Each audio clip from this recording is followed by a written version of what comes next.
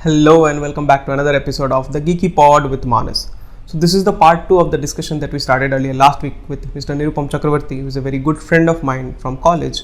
So we had a long discussion regarding startups, we had a discussion about mental health, we have discussion how to handle rejection and how to cope up with the corporate life as and when you progress in a higher position in your career. We have also had a discussion on what curriculum may be introduced in engineering colleges so that it comes in terms with the market requirements. Also, we had a discussion whether automation is fruitful for the industry going forward or not. Check out the first part of this discussion here and like, share, and subscribe to this episode as well as this channel if you like the content. Thank you. Enjoy the podcast.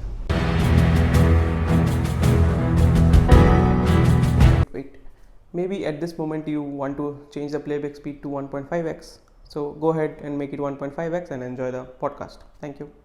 Yeah. You might have seen like one series started coming out in India from last year, like Shark Tank, which is there in US and UK from longer time, right? So in from Indian context only, I'm saying in those series people used to say startups mainly what happens is they focus on a lot of things, but the sharks used to always tell go for a pivot, find your pivot point and focus on that only.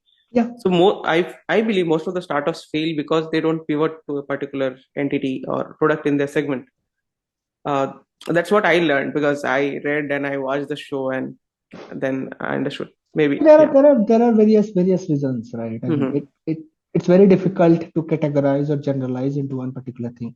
Mm-hmm. There are companies which failed to identify what is their pivot, Mm-hmm. or there are companies which tried or thought that. So as a startup, it's very important that the entire team which I was talking about. Mm-hmm. It's a small team. It's a very pizza-sized team, rather. I know those fancy Uh-huh. words, quote unquote, Uh-huh. right? So you identify the metrics that you want to move, and you put all your efforts and energies into that particular metric, Mm-hmm. right? And remaining everything you can actually outsource. You buy certain things. You don't know, like you get it from outside, right? So Mm-hmm. there are companies which have failed to do that. There are companies which are kind of they thought, okay, let's do everything in house, and by the period of time they were ready, kind of they couldn't sustain the pressure of the business. There are companies which have grown to an extent where they couldn't uh, kind of they failed because they were popular. They couldn't scale basically their business Mm-hmm. because they thought that, right, that my company, they didn't, basically they didn't think that they are going to be so popular, there will be so much demand which will be generating, and they will fail to supply, I mean fail Mm-hmm. in supplying those demands also. So there are a lot of stories, like a company like Wayfair. It's a known company in the US, right? So Mm-hmm. so they had, I mean, all those reinventions, right? Going forward, I was talking about. So they started with, shoesandrex.com. Mm-hmm. So it's like, and then I think like grandfatherclocks.com, something like that. So Okay. they were very specific categories. They thought that, will kind of cater to those specific categories and all of these things. So they had almost 250 odd category.com or kind of product.com websites. Mm. Okay. And they were failing at some point in time. They were failing that, there was no cross selling happening because people didn't know that, that shoesandrex.com is actually, there is a parent company who is sitting, who is also selling this grandfather clocks or Grandfather. vintage clocks, whatever it is, right? So they had to reinvent, they had to stitch everything under the same thing. And Mm-hmm. till the time they had done that, there was so much inflow, they started failing in kind of demand, I mean fulfilling the demands, because I mean what has happened was, it's a very, like, it's an open case study which is available actually, so people can actually go and figure out. uh, Understand. so what happened is, at that point in time, uh, their business model was different, right? So they used to take the product directly from the manufacturer, and they used to ship it to their doorstep. Hmm. Now think of it, the Remove manufacturers, the they are not middleman removed. so think of the manufacturers, they are not actually here to kind of build one product for one person, right? Mm-hmm. So they are used to building a lot of products which goes to the warehouses, and from there the supplies and supply chain, etc., the retailers, things work out. So they had to come up with their own uh, uh, Warehouses. entire logistic network, Uh-huh. and also they had to train manufacturers, that how to package it, because that also gives the thing, right? How to Hmm. package it, how to brand it. Think of Amazon, right? The Amazonian gold standard of delivery. Hmm. Hmm. So inside the box, whatever you have ordered is the same thing, right? I mean, it's nicely packed. It's very kind of Hmm. it gives you that feel, right? So those things were there. So that's where you reinvent, you figure out what is going to happen, and you keep the balance, start making money, keep on, and then that's how you go. That's the way I think. I mean, it's much easier being told than being done. Correct. I mean, all Correct. I mean, my earnest respect to everyone who could have survived, couldn't have survived in the journey. Because they lived that journey. We're only talking about. Yeah, Yeah. absolutely. Yeah. Yeah. Okay.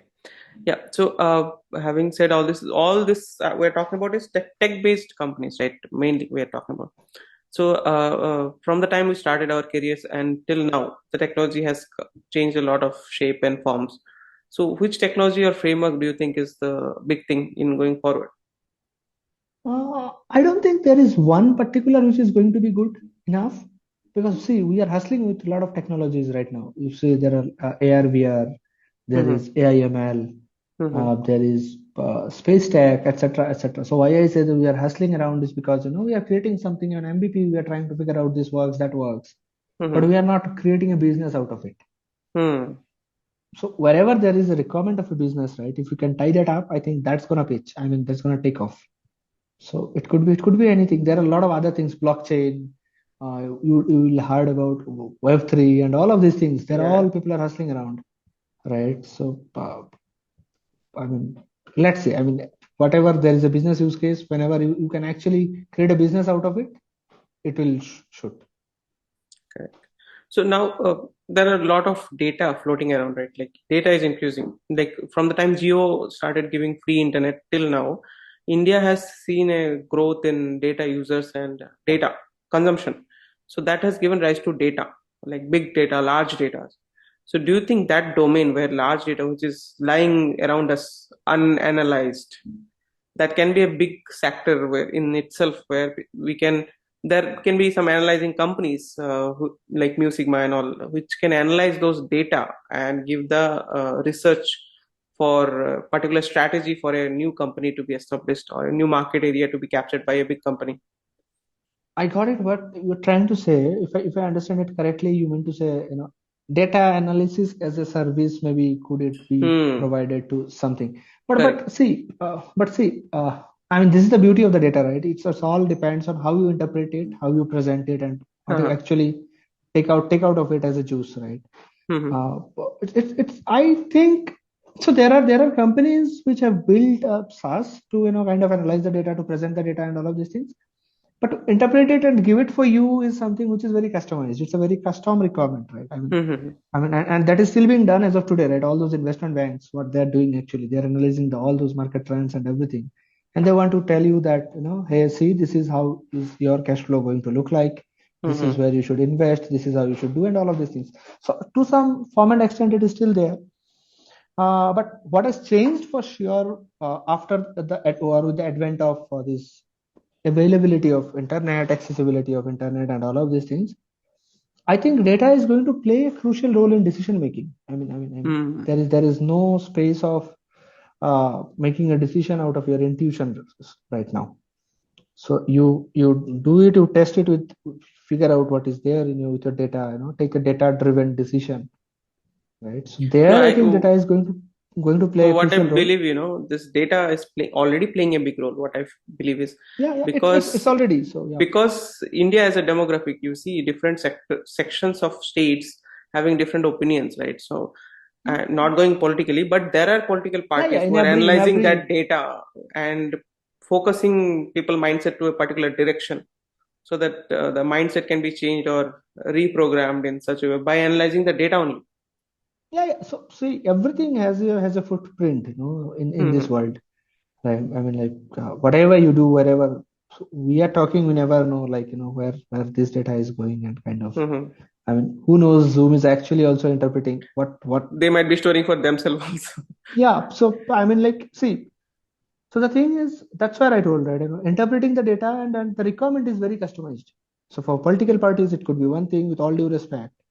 For the maybe for the law and order department, it could be a different thing. The same data playing different roles in altogether. I'm not getting into any corporate sector, any private sector where people are actually trying to do something, present the data. But let's take some existing frameworks, the law and order department, the police department, then the political parties for their campaigning and all of these things. Let's say tomorrow, like the HRD also wants to look into it, how much time whosoever is spending into it and all of these things, right? What could be? So the requirement is very customized. So China, China is already go using ahead. this data, facial recognition and all, already utilizing those data. Yeah. So that's what I'm saying. I mean, new opportunities might come up that, if you can understand the data, you can interpret the data properly, probably you will be going ahead, like, helping others. But I don't think so. It can be again made into, one size fit all, or a generalized formula that can, you input these things, and it's kind of a graph which is coming out from here. So the interpretation is very much, I'll say, very much Subjective. dependent on who is interpreting it. Correct. So we have seen that industry during lockdown. We have seen that IT industry survived without any bottleneck or any hiccups, I would say. So because it was all technology driven and we were able to work being at home. Also now also people are working like in hybrid modes and work from mode still going on. So with all that invention, right? So we are seeing that people were hired during those lockdown phases and now the requirement of people are changing, and with that companies are also changing their workforce, and a lot of firings are happening. So how much do you think it will continue, like going forward also? See, again, it's very subjective to the companies. It depends. It varies from every organization to other organization. I can talk about what has changed across at a macroeconomics level, at an ecosystem level, why people are doing it. But how long, how far is again question of. It's a very difficult to answer because first of all, you have to understand that no company doesn't actually want to do this exercise because it's a very tiring, it's a very draining exercise. Honestly saying, it drains your everything, your energy, your brand values, your everything out of you. But when actually the COVID struck, right? When the COVID started, few things changed. There are certain sectors where they saw unprecedented demand, right? And until then, so there are a lot of things which are happening. So let's talk about the demand supply part first. I'll touch base on the other things also. Okay. So there are certain sectors where there was like unprecedented demands, like edtech, right? Then let's say these fantasy games, right? Then your healthcare. Online. Exercise platforms or So like all of these things, even the doctor consultations, booking your these things. Online labs and all of these things, etc. Right? They had seen kind of an unprecedented growth or a demand. Now, what was the ecosystem then? All of these companies, or majority of these companies, they were at their own growth phase, right? So they had their own burns, they had their own thing. And what was the ecosystem at that point in time? They were all talking about growth. They were all talking about growth. What is your MOM growth, month-on-month growth? What is your year-on-year growth, right? What is the number which you are achieving? Nobody was talking about how much you are spending. So nobody was talking about how much you are burning. Here I'll say burning, because you are essentially at some point in time you have to burn to penetrate into it. Okay. And what happened? In COVID, Fed rates went down. Money became easily available. Sorry. Investors took out the money.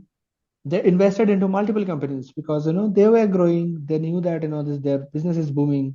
Maybe in a year or two they will get the money back. There will be further rounds taking off. In each and every round, your valuation goes up, etc., etc. All of these things. So there was a growth path which was already set. A trend line was set. People were eyeing it. There was a line of sight which was saying that, year on year I am growing, let's say 10%, 40%, whatever X%, Mm-hmm. right? Now, how do I fuel this? I need a number of, I need a workforce. I need a lot of workforce, not only in tech, in operations, in marketing, here, there, everywhere. Mm-hmm. And since money was easily available, people took money, people started to spend money. Right. What has happened post-COVID, along with the war which is happening, the Russia-Ukraine war, right? Mm-hmm. Mm-hmm. Fed rates have been growing higher and higher every day. Correct. So money is becoming more expensive now. Yes. People don't want to liquidate their money. So what people want to do is they want now that the entire macro level, at ecosystem level, people is talking about profitability. Mm-hmm.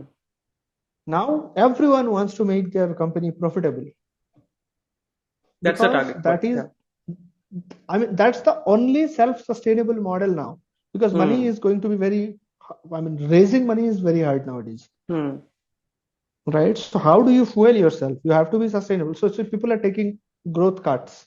Now they are degrowing at certain levels, Oh, right? okay. So it's okay to degrow. There are certain sectors where you need money to penetrate, where you need burns happening to actually grow. So people are saying, okay, let's fine. We are not growing. Let's plateau it. Let's plateau the curve. Or maybe we are okay if we degrow eventually, because we have maybe other businesses within the organization, under the umbrella, which are actually profit making. Okay. With all of these things, now it's not only the marketing cost or the operation cost or the infra cost, etc., that is going out, right? There is also a fixed cost which you can eventually reduce because you are not doing any further work. Your targets have been cut down. You don't need to do so much. You just need the stability and the kind of resilience of your system and all of these things. A lot of companies are actually chopping off those particular segments. Now, if you ask me why companies like Meta and Amazon had to do it, I don't have an answer. It's just because probably they also don't want particular few of the segments. So if you look at what they have done, right? Amazon, they have kept certain business and they have told that we are discontinuing with certain other business. So whosoever is actually working over there, we don't no longer require that manpower. The same case is going with Meta. So they are saying is, okay, we want to continue on our metaverse, etc. We want the investment to go in here, but for other ads and this and that, we have a very tight these things. Okay. So the economics changing from growth to profitability is the major driving factor. Fed rates going higher and the Ukrainian war working as a catalyst here, making money more expensive. So secure a funding or getting a funding in the near future is becoming very difficult. So people want to actually extend their running. Now, combining everything, I think this is what is happening. And just to answer how long it will continue, I don't think so. First of all, nobody wants to do it. Nobody. People are people are doing it. Whenever they're doing it, I believe with all due respect, right? People are doing it so that they don't have to repeat it every 6 months or 3 months again and again. So like. Yeah. So one interesting article that I read in LinkedIn the other day. It said like one startup, I'll not name it, one startup fired a few of its workforce, okay, just to showcase that to the investor. It's not in public domain, not yet IPO, okay, released. So to showcase the investors that we are cutting force, we are saving our liquid money, and we are not distributing among, and we are pivoting to a particular domain. The next month, they started hiring again those same people, just to showcase to the investor again that we are in a growth path. We are needing more people so that they can focus on that. So that's a different dynamic. Maybe it's a joke also that I read in LinkedIn, but it fascinated me. It can be true also. We don't know. We don't know. Not sure actually, because see, that's where it comes, the maturity of the company, the founders, and all of these things. Like, how do you do? See, one thing you have to understand very clearly is that investors bring in money on the table. founders bring in the people on the table. Hmm. So you cannot just go by whatever is required to please your investors. Hmm. So what you have to understand is you read your books, you know what needs to be done, and you take the steps. So I don't Okay. know, whatever you have just told, is it true, or like it could be Yeah. true, it could be false, because Cannot be there is, substantiated yet. No proof. yep, yep, yep. So if this happens also, I mean, I don't know, like this is, by the looks of it, it looks to be too kind of off, It's because like the exception in every field. There will be some exceptions. Now, this is the exception in startup. let's take that out. I mean, Yeah, let's hope that all whosoever have been laid off get a call the next month. correct. Yeah. So now coming to that same part where where every company is trying to be profitable, right, at this moment, so that they can extend their runway and sustainability also increases. So while doing that, they're mainly focusing on automation, right? So that less repetitive works are done, and it can be go to market becomes faster for those companies. So for that, how much do you think that automation is useful? I know it will grow and grow like anything in coming futures with AI ML in picture. So do you think that will be a negative point for the workforce also? Honestly, I don't think so. Just a counter question to what you have told, right? I mean, think on Yeah. it. As of now, I mean, like every code review you are doing, right? You are kind of Hmm. giving a same Hmm. set of reviews. Hmm. Dude, why do I need a else? Why Hmm. just I can't return out of the if block, Yeah. and make the else as a normal piece of code, Uh-huh. right? So what think of a tool which actually can do it for you, Uh-huh. and I mean, you would be the happiest person on the earth, right? You'll think that Correct. you'll think that this piece of job which I feel that I'm doing redundantly, I know I'm Uh-huh. wasting my time. Uh-huh. So that part automation actually plays the role, right? I mean, it Okay. plays. So wherever that's a repeated job which is not a value add to either the people who are doing to it, Mm-hmm. or not to the time which is being spent behind it, Mm-hmm. automation plays a role over there.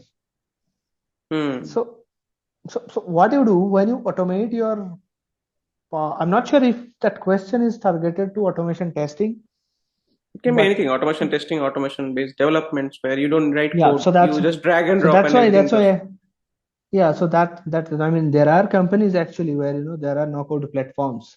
Mm-hmm. I know for a fact there are few, and maybe with time this will come, this will eventually come. I mean, and people I feel the developers should be more than happy to accept it, because they will feel that let me invest this time in identifying a good design, Mm-hmm. identifying how my code becomes a little less complex in terms of the cyclomatic complexity, Mm-hmm. how I can reduce my to and fro work, right? All those things, right? Mm-hmm. Let's think of a tool, right, which generates the right set of comments along with the code. So easily readable the code becomes. Yeah. I think so. We have to always look into those part, I feel, and I don't think so that it has got, yeah. Now again, with automation coming up now, if you tell that, oh hey dude, I don't want to learn automation, then it's a call that I am taking, that I don't want to upgrade myself, right? Because Mm-hmm. I mean, it's a very interesting thing. So think of it like this, right? So this is the frame of reference. Let's say Mm-hmm. we started from here.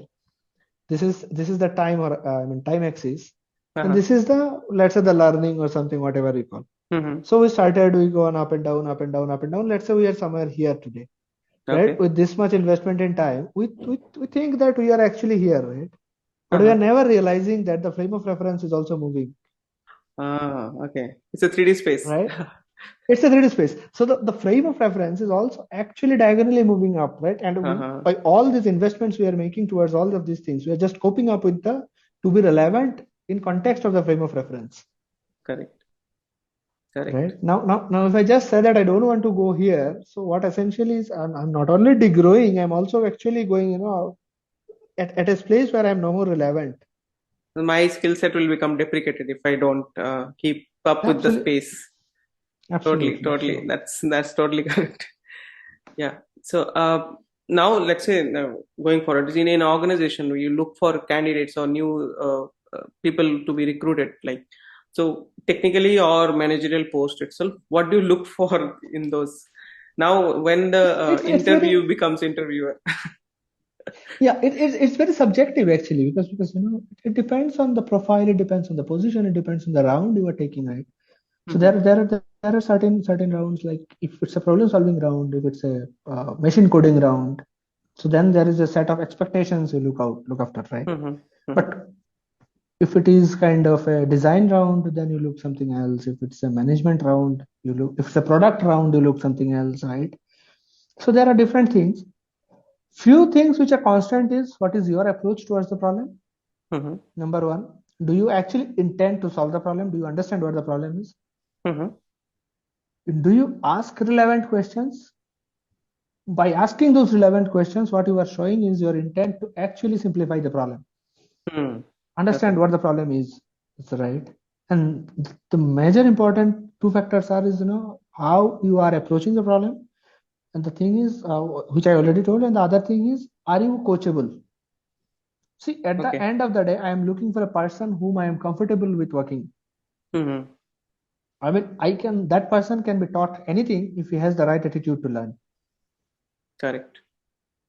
So if I am comfortable talking to you, if I am comfortable solving a problem, because at the end of the day, this is what I'm going to do with that particular person, In real time. day in day out, I'm going to use a whiteboard, or let's say a draw.io or whatever it is, right, Hmm. platform, Hmm. and trying Hmm. to solve some problems. Right. So more often than not, I actually throw some questions which I don't have the answers, Hmm. because I don't expect the candidate to solve the problem for me, because it's more important that how we collaborate at a collaborative approach, right? With a collaborative approach, uh, how do we actually try to solve the problem? We may solve, we may not solve. Correct. So That's yeah, yeah, that's subjective, like how we yeah, which it, is the it, it role varies for from which we are person looking for. Yeah. it varies from person to person, role to role, and Right. also for a similar position, two different persons, their approaches will be different. Mm. So Right. these are the things which I think I kind of followed, have given me some No, correct. success. No, Let's see. yeah. Yes. Get it. So now it's been I believe like 7+ years that we are in our career, right? So uh, do you look back and think like, okay, I could have gone for higher studies maybe, and maybe I could have given my degree list a new more addition in my degree list, maybe masters, maybe PhD, and maybe something else. Maybe do you think like that? Uh, At like I'm hindsight, and obviously out of pressure and work, you'll not think. Maybe sometime no, when no, you're. it's not like that. I think in initial days in my career, I did kind of also uh, feel at some point in time, right? Should I actually continue the job, and should I go into go for a degree, and try to do something different and all of this and that. But I don't think so. There was a strong push from within inside. Also, if I had strongly believed that I should do, I probably would have gone for it, Mhm. right? So I think I was content with what I was doing, and I was like kind of always looking for new things to learn and all of these things. I was not very sure about what a academic or a curriculum based degree will offer. I mean, again, so everybody whosoever is doing it, there is for sure some offerings. Otherwise, people wouldn't have done it. Yeah. But in my context, in what I aspired to be, or kind of what I kind of thought of growing up like, Mhm. I was not very sure whether it would have something to offer to me, and hence I thought that let's continue here and let's see where it grew, I mean, how it goes, and where do I go. Nothing Okay. as such that I kind of feel like I would have done or something this and that. But yeah. Okay. Yeah. So now, in the same line, like we have seen how the industry works, right? So let's say now, if you go back to our college days, right? So the course that we studied and the context which is there in the market or industry right now is North Pole, South Pole kind of, I would say.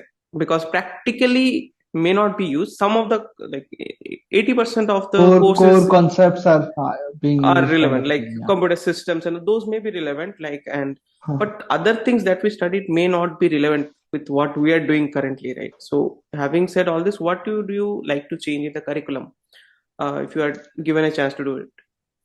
See, first of all we studied was undergrad. I mean, which was kind of, the first step towards the entire thing. And it was not a vocational course, right? That it could have been targeted only for the market or only for the academia or whatever it is. Mhm. So we did kind of a very common study, like, think of it like the 10th standard or the syllabus that we had, right?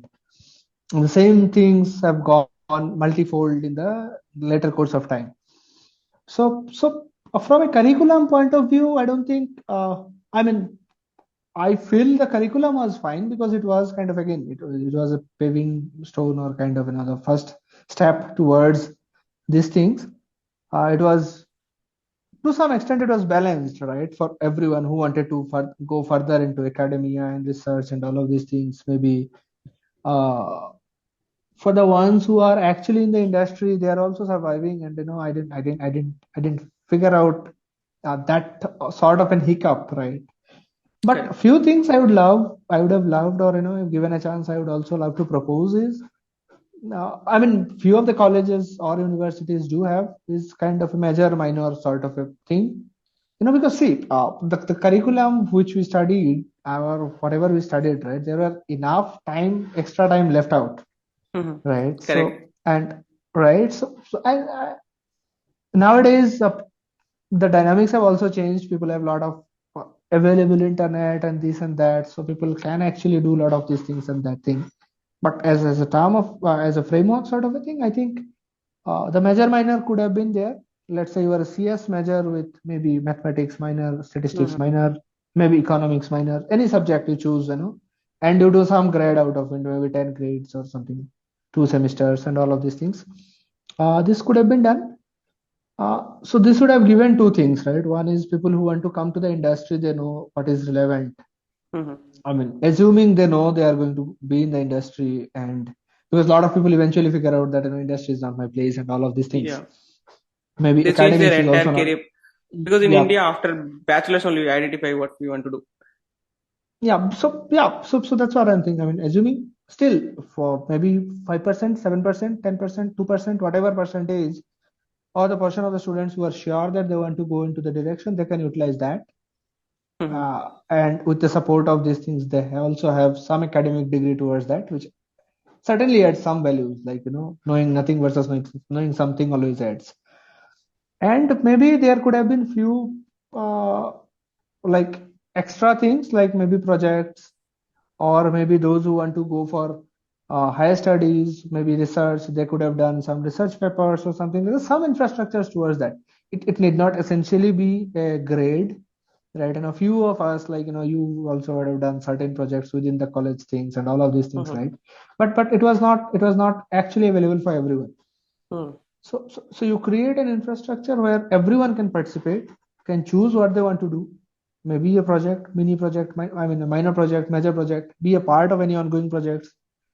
They do learn something out of it. Maybe those who want to get to further studies, they accompany some of the seniors, because we had MTech, PhD scholars, everybody there, right? So they accompany someone, they tie up with someone. Then what's the process going forward? Which nonetheless, people who were sure about going have done it, but there was no framework put together. So I think these two things could have been done, but Also, there yeah, could have been like, what I feel is incubators, like in prominent IITs. You'll see right now in India, there are incubators where people or undergrads with some ideas, okay, to for the market, they can explore their ideas, discuss with the management who are there in the market, people from that industry. They can discuss with and start something of their own, which is there in IITs right now. As I'm in Chennai now, so I've seen in IIT Madras and all it's there. yeah, So it's there in that's, IT Delhi also. So incubators are like yeah. this thing. So that could have been, but I think see, incubators demand a lot of other things also. I'm not sure an incubator within a setup of NIT Agartala, I mean, how much it would actually eventually turn out to be.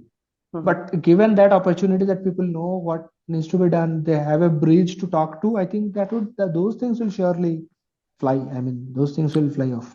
Maybe already it's there because we have not explored the current situation. Maybe Yeah, we are only yeah, yeah, discussing. yeah, Yeah, yeah, yeah. I mean, it's been long actually. I've also talked to my anyone from my alma mater, and correct, it's like, yeah. correct. Yeah. So, lastly, like let's say now you're given a time machine, you will go 7 or 8 years or 9 years back, and you'll speak to the younger Nirupam. What will you suggest that guy? I generally don't do that. I'll not regret of doing anything versus not doing anything. I think I had a great journey. I had a great ride. Whatever came the way, because see, anything changes, you never know where would have been I. It could have been I could Uh-huh. have been super successful person like alone, or I could have Uh-huh. been I mean, I could have been nowhere also. Uh-huh. So it's the assumption that certain things wouldn't have I wouldn't have done, or certain things would have worked out, things would have been different, and this and that. These are all assumptions. So not even in my hindsight, I don't want to change anything which has happened to me in the past. Because that past only shaped you what you are today, right? So why to change, Yeah, right? and I accepted it. No, and that's how. I mean, there is no other way of changing it. So why to think about it? Maybe someday we'll build a time machine, and it'll be Yeah, available in a let's see. phone. Let's see. Time Given machine. that, yeah, given that, I would love to relive my those days in the same fashion that I'd Ah, have done it. correct. Not a single change. I mean, those let it be as much messy as it would have been, like those early morning buses and this and that, and like these foggy mornings, you rush to the class, skip your breakfast, this and that, whatsoever it was. Maybe I'll relive the same thing again, but not I never opt for changing anything. Okay. Great, great, man. So all the insights that we had today is like truly noteworthy.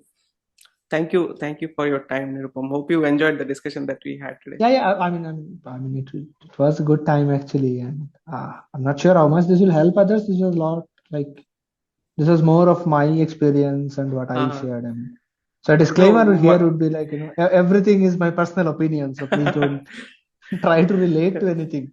right. And no, I believe like experience what gives people some ideas at least in a way. Yep, Maybe they'll yep, not yep. pursue the same steps, but they get an Yep. idea how it is going to be. Yeah. It was a great time. Thanks again for inviting me, and we shared the same stage or same platform. Thank you. Yeah. So thanks a lot.